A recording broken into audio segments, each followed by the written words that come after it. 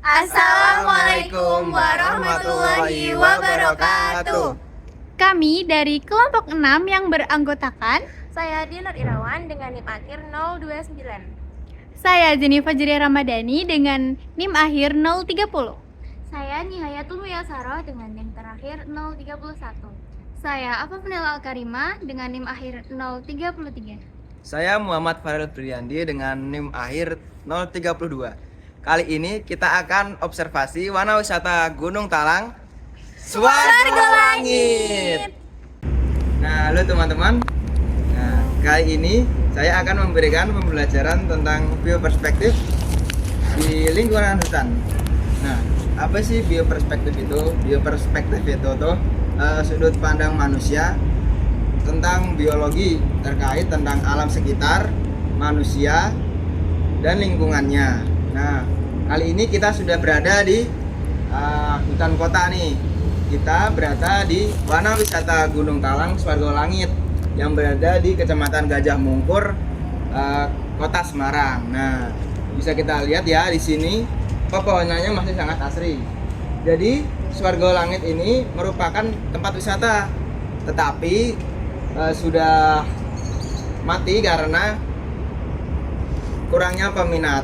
Nah, selain ada foto-foto yang kece, di sini juga terdapat gedung.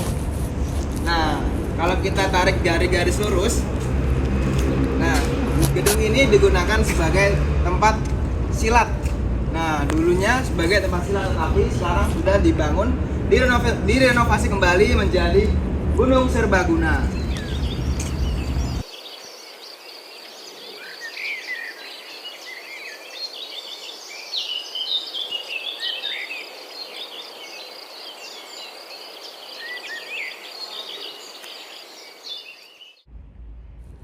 Nah, teman-teman, di sini saya akan membahas tentang hutan kota sebagai objek kajian bioperspektif. Apa sih hutan kota dan bioperspektif? Secara sederhana, hutan kota dapat didefinisikan sebagai vegetasi pohon yang berada di sekitar wilayah perkotaan. Namun, pada pandangan perspektif biologi, hutan kota bukan hanya sekedar sebagai kumpulan pohon, melainkan ekosistem yang hidup dan kompleks. Materi ini akan membahas dua pilar utama hutan kota sebagai kajian bioperspektif. Pilar yang pertama, hutan kota adalah rumah bagi berbagai organisme. Ini bukan hanya tentang pohon sebagai produsen, tapi juga serangga yang berperan sebagai konsumen primer, burung konsumen sekunder, serta jamur dan mikroba tanah sebagai dekomposer. Pilar yang kedua, adaptasi fisiologis terhadap stres perkotaan. Tumbuhan dan hewan hidup di dalam kota di mana kondisi yang tidak ditemukan di alam liar. Suhu di kota bisa seringkali berubah lebih panas. Bioperspektif mengkaji bagaimana pohon beradaptasi dengan suhu yang berubah-ubah secara fisiologis. Nah, jadi teman-teman, di sini saya akan menjelaskan tentang komponen biotik dan abiotik. Nah, di hutan kota ini, di Swargo Langit ini tuh tentunya juga terdapat kedua komponen itu. Nah, yang pertama ada komponen biotik. Di sini kita bisa lihat ada berbagai tumbuhan. Di sini ada pohon, ada semak-semak, lalu ada rumput dan ada jamur. Nah, selanjutnya juga ada hewan. Nah, tadi saya juga menemukan yaitu terdapat serangga. Yang kedua, komponen abiotik. Nah, di sini juga terlihat jelas komponen abiotiknya itu ada cahaya dari cahaya matahari. Lalu ada tanah dan juga ada air. Resapan air dari air hujan. Komponen ini saling berinteraksi lalu membentuk ekosistem hutan kota.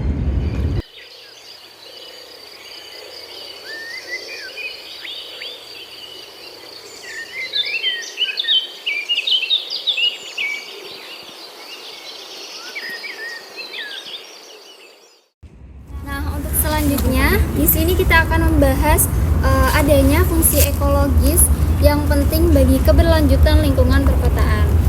Yang pertama ada regulasi iklim mikro. Pohon dapat menyerap karbon dioksida dan oksigen melalui fotosintesis. Transpirasi penguapan air dari udara itu dapat menurunkan suhu udara yang berada di sekitar hutan tersebut. Terus terdapat juga tajuk pohon yang dapat mengurangi paparan sinar matahari secara langsung, sehingga menjadi udara yang lebih sejuk dan segar. Untuk selanjutnya, ada juga fungsi hutan kota, yaitu adalah untuk menyaring udara dan air. Adanya daun dan ranting dapat menangkap partikel debu dan polutan dari udara. Akar pohon dapat membantu menyerap dan menyaring air di tanah, sehingga dapat mengurangi adanya resiko banjir. Nah, untuk selanjutnya, daur ulang unsur hara. Daun yang gugur, seperti kayak materi organik yang mati, itu dapat diuraikan oleh dekomposer atau bakteri dan jamur yang dapat digunakan sebagai nutrisi bagi tanah. Proses dekomposisi dapat mengembalikan unsur hara ke dalam tanah sehingga dapat dimanfaatkan oleh tumbuhan tersebut.